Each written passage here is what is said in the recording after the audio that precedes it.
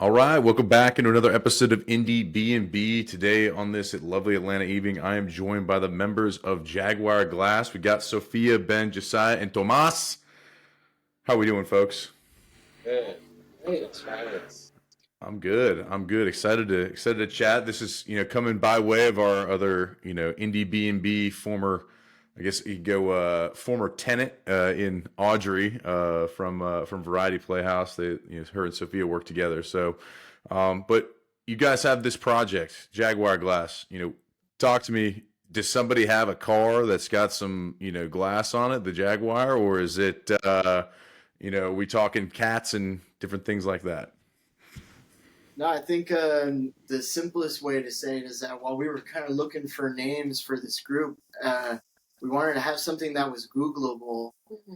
And as we were kind of shifting through a bunch of crazy ideas, I think one of the running things was like, if we were an animal, like which animal would you be, I guess? And we started going through a bunch of animals, and we came to realize that a jaguar is a really interesting cat, and an endangered one, but a strong one. Mm-hmm. And we kind of like the idea of the strength behind the jaguar. And then a lot of our songs kind of have a lot of juxtaposition, so we were trying to figure out a way to counteract the strength in a way, and have some sensibility, and that's where Glass came in. Yeah. And it kind of just made sense. I mean, well, we all kind of started thinking about it, and maybe 2 weeks later, we were all like, "Yeah, that's kind of the shit." Yeah. Yeah. Yeah, I think. Right? Yeah. Yeah. I know jaguars are a pretty important cultural animal for Tomas, and there's a bunch of jaguars all around the house now. We're just collecting them. And, yeah. Totally. Yeah. I grew up with cats my whole life, so I've always felt very connected to them as animals. I just felt natural. Yeah, it felt natural, and definitely the juxtaposition of the jaguar being something really strong, but glass being something that could also be brittle but really easily breakable. Totally. Feels like a interesting take on like the feeling of being an artist and being a creator. Totally. Yeah. Love that. I love that. Well, I mean, I think outside of the name, like what brought everybody together, within this, group, have you all been playing together for a while, and this all of a sudden you're like, you know what, I think we need to, form the project? Or was this kind of like, hey, we've taken a few things from here or there. So what's the story behind the formation? Does anybody want to take that? Yeah, I can take that. Yeah, right, go for it. So many years ago, during COVID, pandemic, Tomas and I and Sophie were working on a record of mine, and it was a bit of a pandemic project of mine. And during that time, we were spending a lot of time in the studio, 6 feet apart, of course, but together in the studio in masks. Yeah. And Tomas was showing me some demos of songs that he was working on, and a lot of ideas. That was kind of the first, for me at least, the first time I was like, oh, there's like some really cool songs in here. And that was 4 or 5 years ago at this point. Yeah. And then just sort of as, relationships changed, and the friendship was really solidified between Tomas and myself, and Sophie and myself. And there was a project that was birthed out of that called Fela Loon, which was sort of a creative, really just like, it wasn't like a band per se. We never performed live. It was just like a moniker that we used to create music. And a studio project. It was a studio project. And then we kind of got serious last year. Yeah. Yeah, like a little over a year ago. A little over a year ago. And I think we were like, well, the project doesn't feel like Fela Loon anymore, as like we started growing and Ben started getting involved, and we decided we wanted something to, really symbolize this specific group and how we write music together. Yeah. And it just slowly turned into Jaguar Glass. It was like a natural evolution. Yeah. Mm-hmm. Oh, yeah. Yeah, definitely starting as a studio project. And then I do feel like, especially once we brought in Ben, we kind of started rewriting a lot of the demos and song ideas that we either individually had or had worked on together, and that kind of really started informing what the sound of the band is, and not like us as individuals or like us as a group. And so Ben was definitely instrumental in kind of like bringing us all together in a space that feels like Jaguar glass and not like anything else. Totally. Yeah, before Ben, it was just a Google Drive. Yeah. Now it's a Google Drive and a SoundCloud. And Yeah. There we go. Now we're a triple threat. I love it. I love it. You guys have some unique sound. Again, like I think you guys encapsulate it perfectly with y'all's description on Spotify. Very shoegazy. Really just pleasing. Honestly, this is what I kind of came up with. I was like, man, this is just nice. And so, obviously, some interesting, a lot of different elements into something like that. Very layered. So, like, how do you guys get into that? Like, is Ben the straw that stirs the drink? It sounds like it to get the layering in there. Or is he the master baker putting the icing in there, or what's going on? I can't say that much, but I will. No, but he does a lot. He's been does a lot. humble. Thanks. Well, a lot of these songs have like a lot of different iterations and versions. Before I was introduced to the group, and they've given me the creative freedom to experiment and like put my sound into it and see what feels right. So in a lot of different methods, like just like looping and like just like stripping things down and taking a step back and allowing me to like form things and then re-layering after that. So it's been a cool series of exercises to like see what different forms the songs could take. Like Tomorrow for Sure had there are many versions, but two pretty final versions that were pretty starkly different. Yeah, completely different. And it was nice to have those options so we could like multiple choice our way into what the studio recording would end up being. But yeah, it's been nice to have that freedom with songs that already exist, like seeing how they turn. I think something that was a really exciting experience for us was to see how like Josiah and Ben as like our main rhythm space would communicate musically.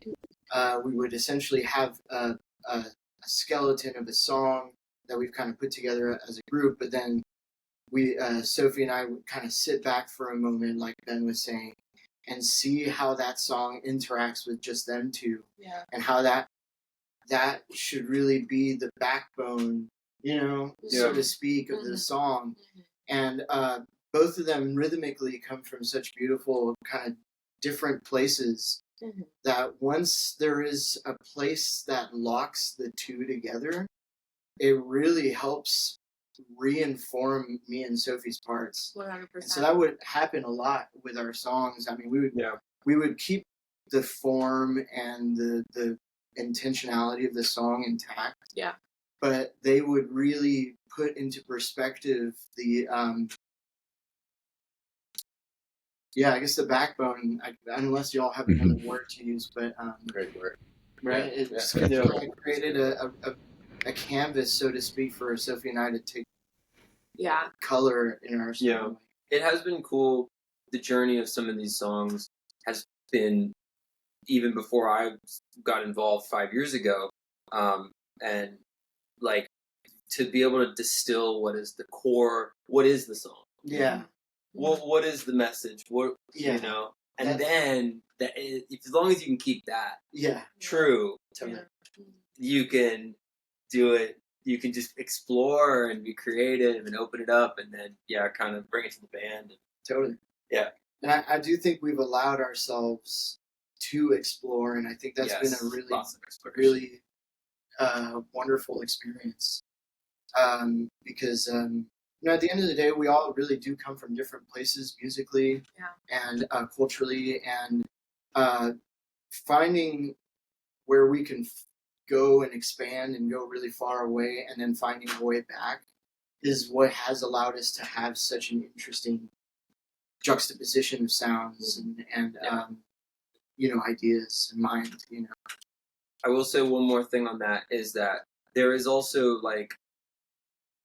there is a art side. Everything we've just been talking about is like the art side of a song and creation of a song and exploration, but there's also a craft side to that, which is like the technical in the studio, knowing when you've gone too far and knowing when you haven't gone far enough. Yeah. And like, which is an art form. Which is an art form of itself, and like understanding like, oh, we could put an acoustic guitar in this verse and it wouldn't be too overpowering versus we can't do piano in this section because there is like real like technical frequency and like conversations that are had in the studio when it comes to like layering all of these different sounds, because they are pretty stacked. Yeah, it's multiple guitars, synths, Yeah. lots of vocals, big drum sounds, big bass sounds. Like We're definitely maximalists. Yeah. Maxing out all the knobs that are available. Take them. Why not? That is like Hey. drum kits. Yeah. Well, go ahead. No, you go ahead. Well, like, I want to get into the song Spotlight Zombie Ants. That's y'all's newest one out.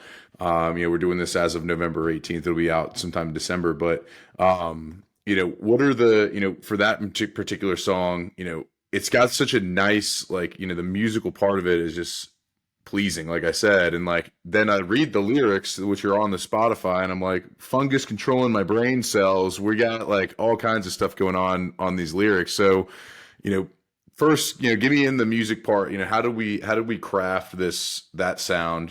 Probably similar to what you guys were just talking about, but then also weave in the a little bit of a juxtaposition with some of the lyrics that are a little pretty intense in some aspects. Yeah, it is an intense song. Yeah, I would say I feel like it really. I do feel like this song is a really good example of how the music that we make has a lot of juxtaposition in it naturally. Like I would say, if you listen to the song, it maybe doesn't sound as intense of a subject of what it's talking about, which is what you're kind of alluding to. Yeah. And that is just really interesting. And I think that that's a really good example of like how the name also works. But yeah, just to like summarize the subject of the song is in the perspective of if you were an ant, and there is a type of fungus that will attach itself to ants and also other animals, like naturally in nature. And the way that this fungus procreates is through getting into the nervous system of these ants or different animals. And the song is set from the perspective of the ant who is feeling its body and mind slowly being taken over. But not necessarily being aware of like what's happening, because like an ant would not be fully aware of that. So I think that's kind of where the sonic space kind of comes in, is like even playing more into that. And yeah. Like The Last of Us. yeah. That fungus. Yeah. Yeah, I mean, it pretty much is. Cordyceps. Yeah, I mean, I guess like the birth idea of the song, again, this was during COVID time when we started kind of putting a basic idea of this together, and it was, it was kind of it was just grand piano and vocals. Yeah, for a while. It was just grand piano and vocals, and the intention was to put into feeling what it felt like watching the world kind of go a little wild, and people are having opinions that are not really their own. A lot of people were starting to just be vessels of like these like corporate and like big business types who are instilling ideas of theirs into people, and like these people are no longer capable of having their own thought, and they're just spewing out all these like crazy things that have turned the world into where we're at right now. And I think to a certain extent, we were really connecting with this cordyceps idea, because the cordyceps was like metaphorically like all these ideas in the world that maybe people don't fully actually believe in, but they are just in this like crazy place where politics matters more than the individual and stuff like that, And so I don't know. That was kind of the original intention of the song, and as we grew as a band, we started realizing we could really play with that a lot. And I mean, right before we went to the studio to record this, like we had a different plan in mind for the song, and as we were coming to problems in the session, as you usually do, we were forced to rewrite things, and some kind of beautiful things started happening. Yeah. Where like new ideas were happening in the moment, and they were really allowing us to re-justify some of the ideas in the first place. And it really felt like the song actually wrote itself in the session while we were there. I don't know if y'all feel that way, right? Yeah. The song became the fungus telling us what to do Yeah, with the song. Yeah, we were inherently the vessel of the song. Yeah. Which it just felt, I don't know, big circle. That's right. It was like kind of dark. It was like the sonic space was like a lot more intense. It was darker. It was more darker. Yeah. And I think it ended up being cooler. You played that guitar riff. Yeah, I feel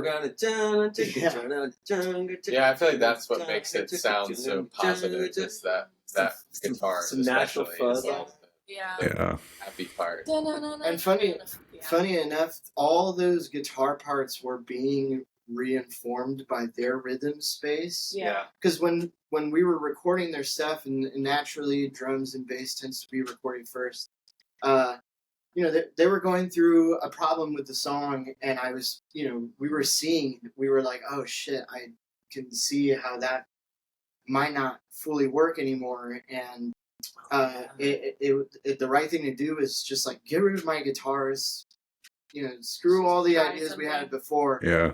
Keep the vocal there, and let's let them reinform what to do. And as they were kind of building ideas, I was playing around with the guitar in the background, and I was like, oh shit, maybe we have a new idea now, and let's just let that take us somewhere. And and I'm glad it did, because it ended up being really cool, and it actually feels like the lyrical concept now. The music feels like a happy-go-lucky ant kind of stuff, and unaware of the darkness of the content.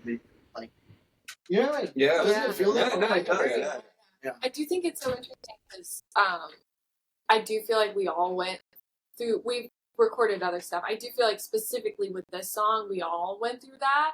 Yeah. Like I went through that with my vocals, even like all the other tunes. I felt like I banged out my vocals pretty easily, and then for this song, I felt like I really had to find a way to get into the space of what being the vessel for this song sounds like. And it wasn't until they kind of had their parts informed that I was able to do enough soul searching to really find that like really like airy kind of like almost nasally like light thing that I ended up doing, because that was not the original sound I went for at all. It was totally different. And it was like belty. I kept feeling like this doesn't feel right, and I couldn't figure it out, where the other ones I was just like, all right, this is what I want. But really I just had to like lean into listening to the song, and I think everyone went through that, or their own version of that, which is really cool when a song makes you do that and the song pushes you and not the other way around. I mean, that's how it should be. Yeah. At the end of the day. Yeah, I mean that's awesome. I think the thing I like doing about this more is like, you give me, I get 419 with you before I get to experience and chat with you, right? Like I get the 419 from Zombie Ants, and now I get the real kind of emotion behind it. What was the subject matter? Why? I think that's one of my favorite things. Obviously, there's hey, like there's first initial thoughts and all of that stuff, but I love hearing the kind of the subject and the why behind what you guys have created, which is awesome. Um, as you mentioned, you're pretty maximalist. Like as we think through and look into a live set, right? I think is that something on the horizon? Is that something that is y'all have done before? What are the kind of, you mentioned you guys you were a studio, kind of a group more. So what's that look like moving forward? And, how do you guys break these songs down from, where they are on Spotify to, going into a live set? Yeah. Lots of planning. Yeah, lots of planning. Yeah. So we've already had our first show earlier this year. And we played at this place, Aisle 5 in Atlanta. It was a nearly sold out show. We played with this other artist, Aaron Rizzo, and Tori Template, and we had a really fun time playing through the songs. We, at the time, the audience had only heard our first single, "Tomorrow for Sure." Yeah. So it was really fun to play an entire set of completely new original music that no one had heard before, including Zombie Ants and a couple other songs that are coming out over the next span of months. Mm-hmm. It's just us four on stage, along with playing with some tracks, we were capable of performing everything that you would hear in our recordings, plus more. We bring a lot to the table on stage that you might not even be able to totally get in the recording. But that's kind of a fun thing. It's to be able to kind of see the two pictures that we can paint, because realistically, it's not like we sound so different, but we do bring a certain set of colors that we can't do in recording. I don't know if you all agree with that. Yeah. Yeah, I think having the ability to create two different songs, essentially, like live and studio, is ideal, so that people get a different experience from seeing you live and don't know exactly what to expect and can have a different live experience. So as much as we can do that and craft like different sounds and not completely throw an audience member off by doing something completely different, like nice little balance. So it's two different listening experiences for sure. And we're pretty detailed oriented people. At the end of the day, our show is pretty generally meticulously put together, and we know where the differences are between our recordings and our live show. We really love to accentuate that, just there's lots of little details. You'll be able to catch us again in Atlanta in December 6th at the Earl, opening up for Mini Trees. Yeah. And July 31st? No, not July. January 31st? January 31st. At Aisle 5 with Internet Islands and Sleepers Club. Yeah. That show has yet to be announced while we're recording this, but once this comes out, it's all good. It's all good. By the time it's out. Yeah, it'll be announced by the time. You said somewhere in December, right? Yeah, it'll be in mid December. So for those of you I'll make sure to take care. We'll clip out the December 5th one, or December 6th show. While we're spoiling, by the time this video comes out, there's going to be a new single, December 9th. Yeah.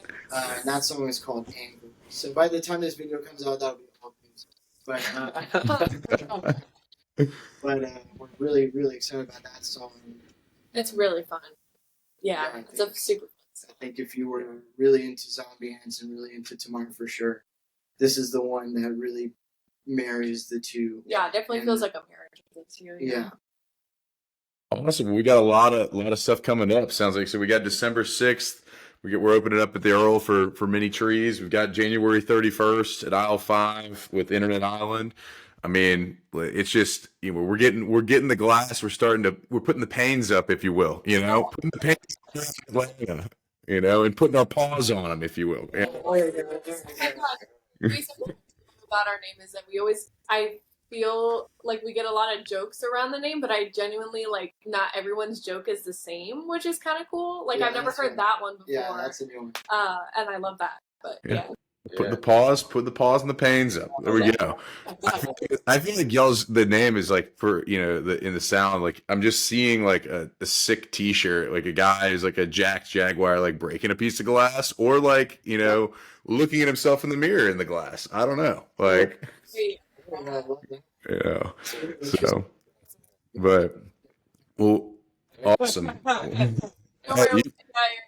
Those are free. You guys came on the show. You get them for free. You get them for free. So, we'll want to transition to something a little bit more silly here. Get the a little bit more of your this or that, kind of the mainly food-based questions here. The Pete Peterson Party Pack. As we wrap up here with Jaguar Glass. So, we'll go from seated left to right. So if that makes sense, and we'll rip it first with Ben, and we'll kick it off here. Pete Peterson's Party Pack. I guess my left, y'all's right. Pete Peterson's Party Pack of questions. 20 questions right in a row, or 20 or so questions. Here we go. Cake or pie? Ben, starting with you. Cake. Pie. Pie. All right, here we go. There's no a 3-on-1 to just kick it off.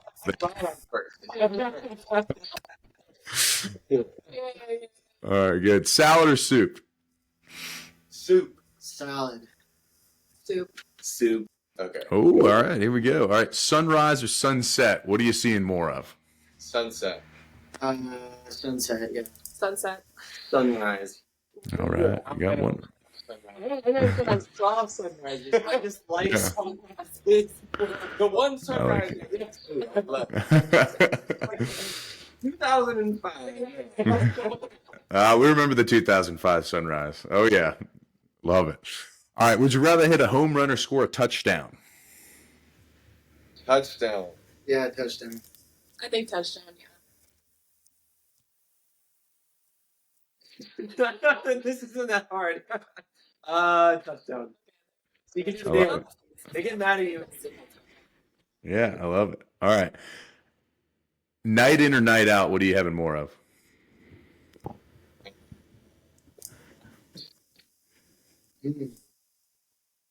Which one do we have more of? Is that what you said? Yeah, what are you having more of? Considering our jobs are night out sort of stuff, Yeah. I tend to do night in because I'm not at work. Same. I not by choice, night out, but when I have the choice, definitely night in. Yeah. Yeah, I'm a night in kind of guy. For sure. All right, well, when you do catch yourself out, perhaps at Banshee or, some other place, are you likely to hit the robot or the worm on the dance floor? Oh, I can't do the worm, but that is the vibe that I'm bringing. All right. So, worse, but Worm energy. That's Worm energy. getting on the floors. I don't know. I do love a absolutely hysterical, ironic robot dance. I mean, it's hilarious. Yeah. I'm also a robot. I cannot do the worm, and you will not catch me ruining my outfit that way. I'm still traumatized from my 8th grade dance when I challenged someone to a robot dance competition and lost. No. So I'm going with the worm. All right, there Going we with the go. worm. All right. I thought that was going a different way. I'm not going to lie to you. All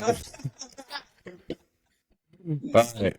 Guac or queso at your favorite Tex-Mex spot?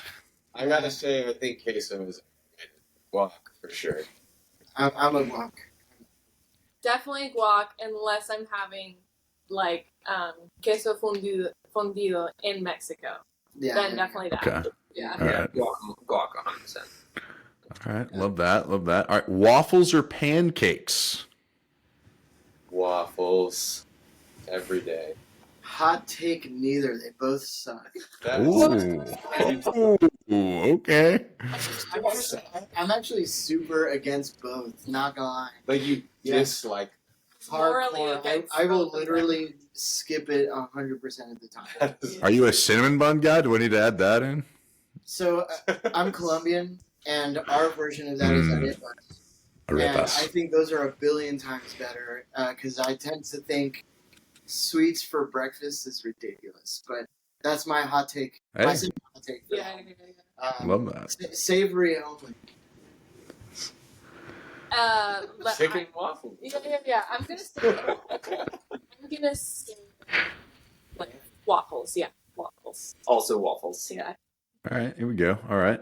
Coffee or tea with your waffles or arepas? Nice. Tea. I think it's an obvious coffee for me. Yeah, that's a good point. Morning coffee, nighttime, definitely tea. Yeah, coffee. You don't like nighttime coffee? I like going to sleep. Slam a quick decaf before you get to bed. I mean, I love that. That's very cool. Yeah. All right, dogs or cats?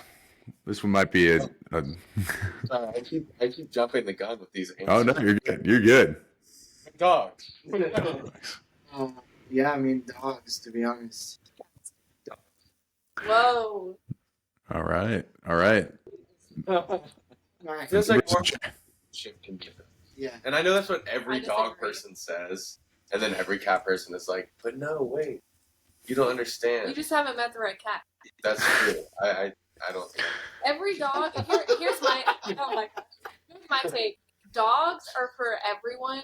Cats are only for like the right person, which makes the bond even more special because they really like choose a person that they like really bond with. Whereas dogs, I feel like, are a bit more amicable and bond with more people more easily. So that's what makes a cat's bond a little bit more special to me. You got to earn it with a cat. You're the right person, and we all. He should buy the cat. All right. Are you more like a ninja or a pirate? That's a question.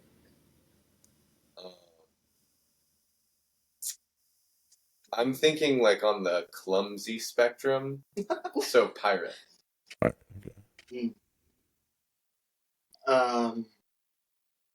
I'm more ninja. Hmm. I'm more ninja. I see that. Yeah. I'm more ninja. I feel like I'm more ninja, although I am very clumsy, but in every other sense I'm more ninja. I love how like pirates are just clumsy now. Yeah. Yeah. Yeah, Just I'm compare still it. Pirate for sure. Oh, okay. Yeah. Love that. Love that. All right. Chips or pretzels? Oh. Chips. Yeah, I'm chips. Definitely chips. Pretzels. Whoa. All right. Hey, it includes the soft pretzels. People forget about those. Oh, I didn't think about that. Still It's a chips. mustard. Still chips. MGL. All right. Still chips. Okay. All right. Fries or tots?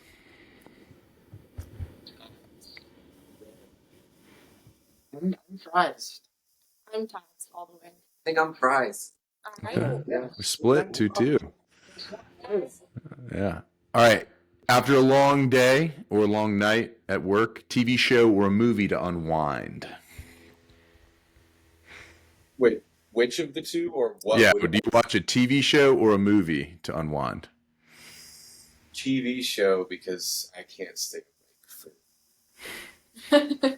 I think probably the same. Yeah, TV show, yeah. TV shows.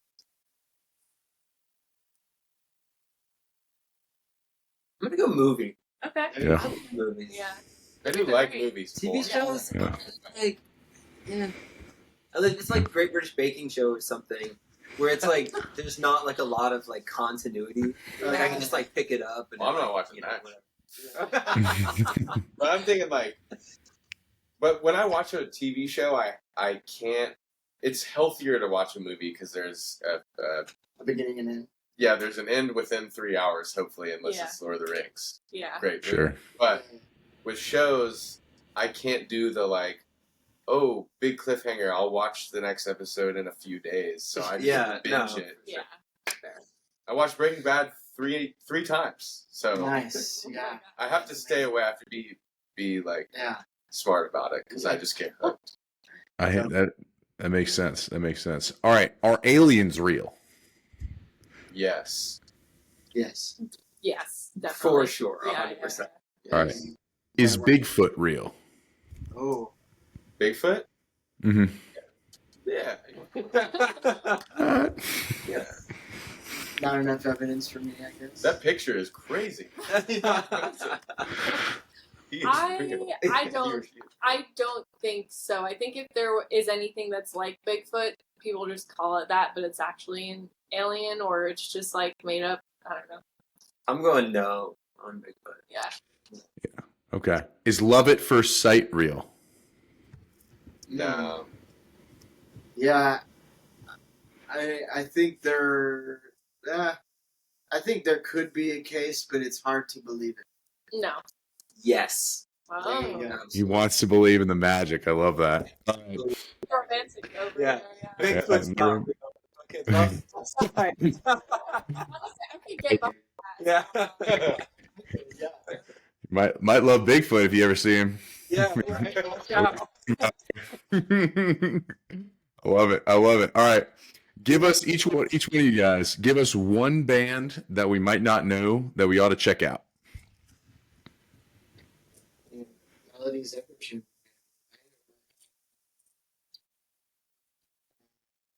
Jelly haha. Jelly Mom. Free Whenever from New York. Nice.